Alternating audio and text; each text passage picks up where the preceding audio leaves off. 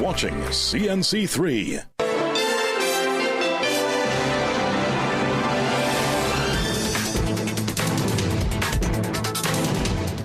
Good afternoon and welcome to the Midday News here on CNC3 and the TBC Radio Network. I am Bavito Polchan. Thank you so much for joining us. Top of the news at this time. Former Culture Minister Randall Mitchell is today suggesting that government could have hosted a scaled-down Independence Day parade rather than cancelling it entirely.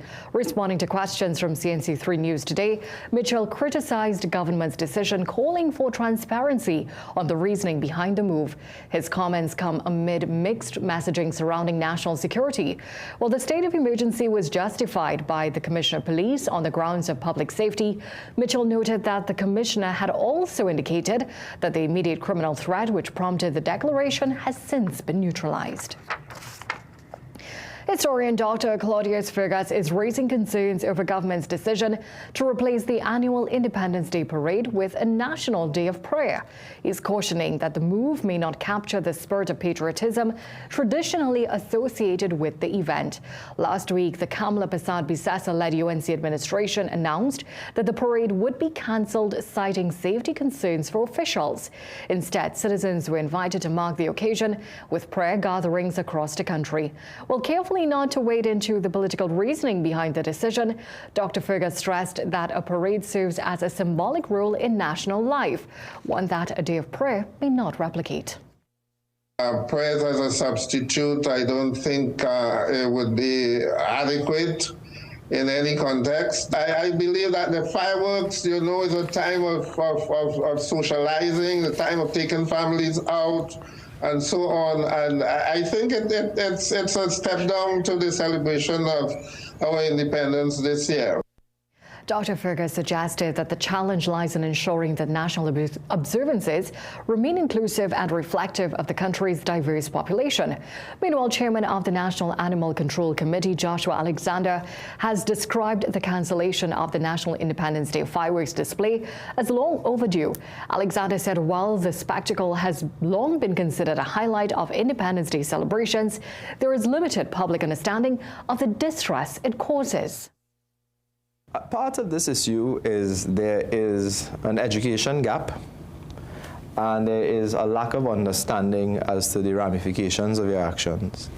And I think that besides just saying, oh, let's ban fireworks, you also need to sensitize and educate the wider public to the value of the animals in society. I mean, we can also draw reference to old people. You have old and infirm people, you have babies.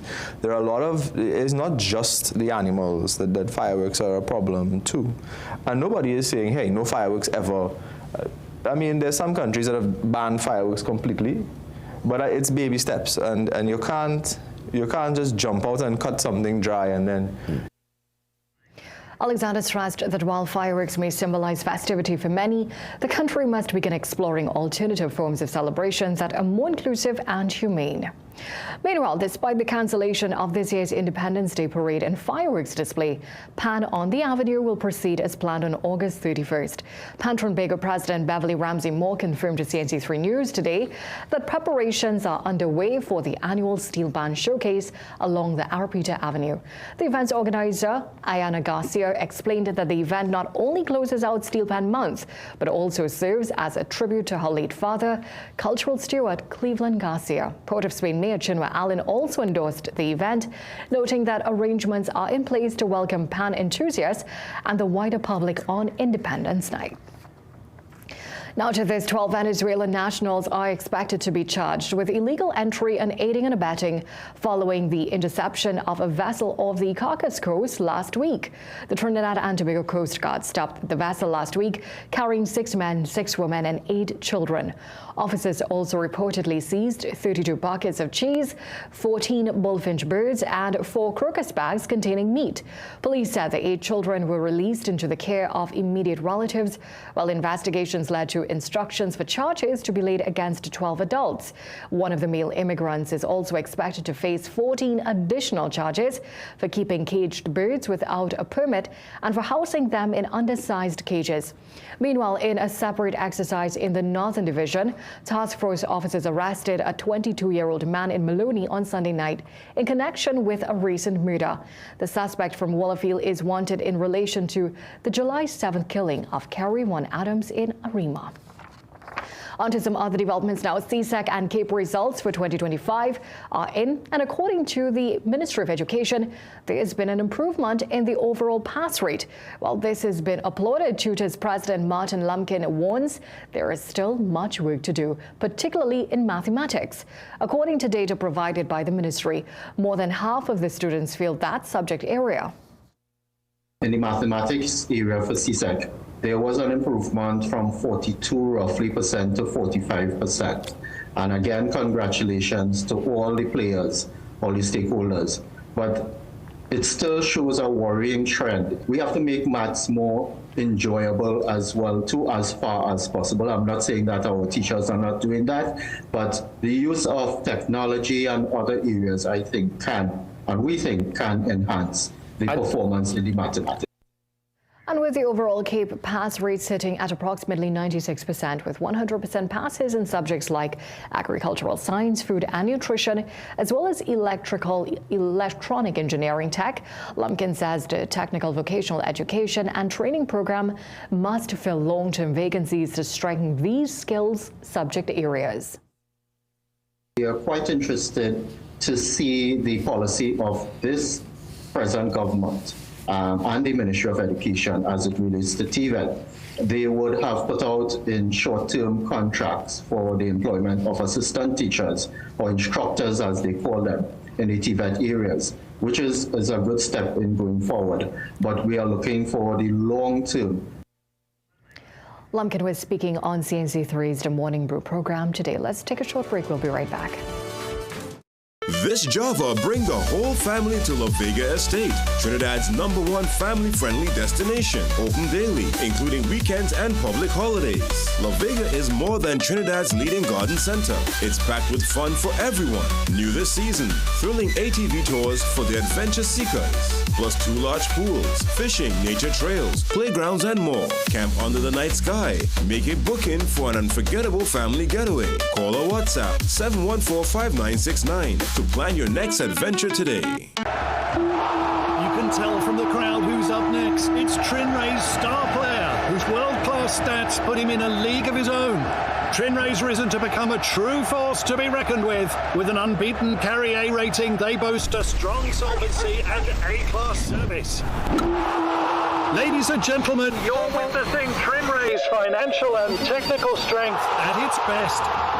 Trinray, premier insurance coverage for less. Get the best in affordable eyewear. Frames with blue filter lenses and eye exam, $399. Single vision lenses with transitions on designer frames, $799. Progressive transitions with designer frames, $1,399. Happening only at Seaview Optical. Affordable eye care for everyone. You can make your goals unfold, go get it. You can live your dream, join the team, let's do this.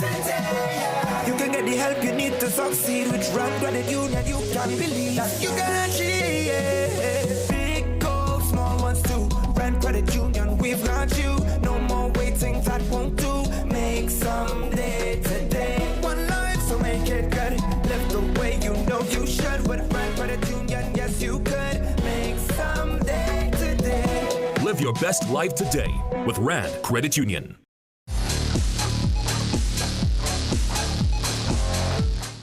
Welcome back. The local sporting community was left in shock and mourning last night with the passing of Sharon Bones Castaneda, a legendary national basketball and netball athlete.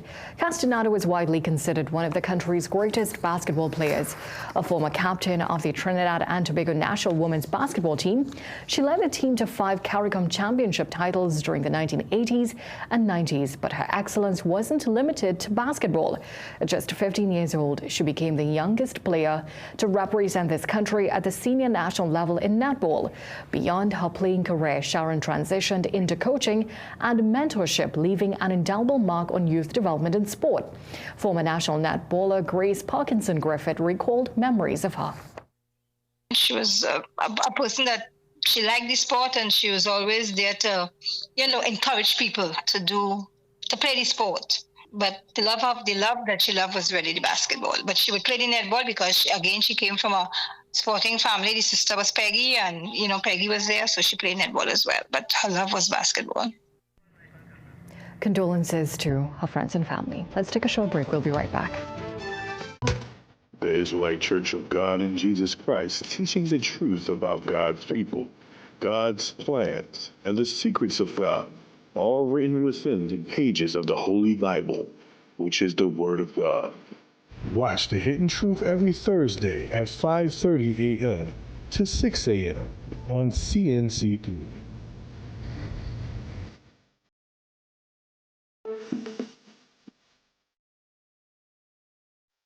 There's a powerful switch inside your body, AMPK. It tells your system to burn fat, balance blood sugar, and boost energy. Berberine Plus activates AMPK naturally, supporting metabolism, weight management, and healthy insulin function.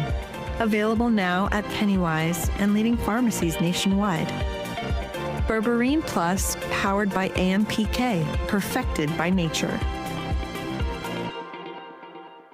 Great deals with PRW Back to School. Save big with laptops starting from $3,100. Sky 7-inch tablet only $465. Need a printer? We've got it starting from $625. Get a 40-inch RCA TV only $1,850. 19.5-inch LG monitor $699. Secure your home with our security combo starting from $3,000. Call PRW today 285-9779. Check us in-store for keyboards, webcams, stationery, and lots more.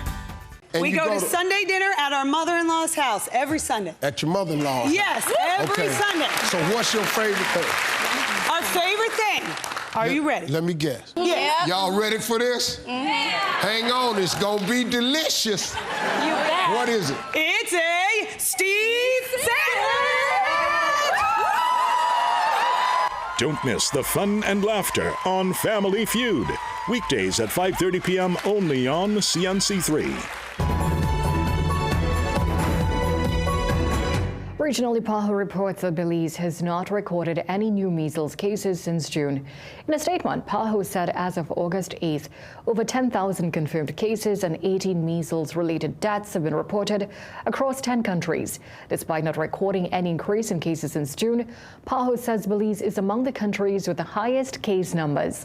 The country has a total of 34 confirmed cases. However, PAHO says it is providing direct technical cooperation across the region to support surveillance, case investigation, outbreak response, laboratory diagnostics, and vaccination efforts. Searches continue in Pakistan as over 150 people are still missing after devastating flooding in northwest Pakistan. According to officials on Monday, the death toll reached 277, while some villagers said there had been no warning broadcast from mosque loudspeakers, which is the traditional method for alerting emergencies in remote areas. The government said the sudden downpour was so intense that the deluge struck before residents could be informed. On Sunday, Provincial Chief Minister Ali Ahmed Gandapur said many deaths could have been avoided if residents had not built homes along waterways. He said the government would encourage displaced families to relocate to safer areas where they would be assisted in rebuilding their homes.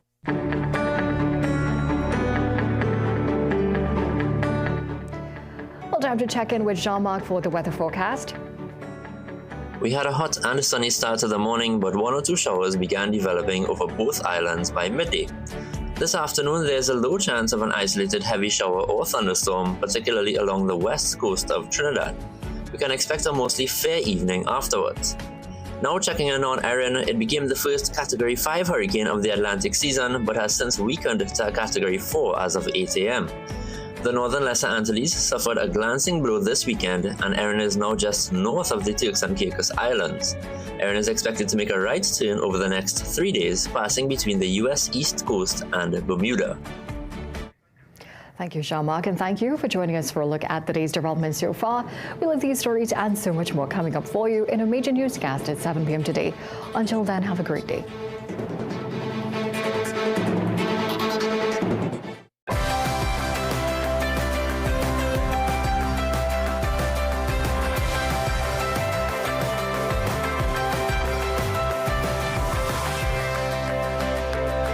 You're watching CNC3. क्या होती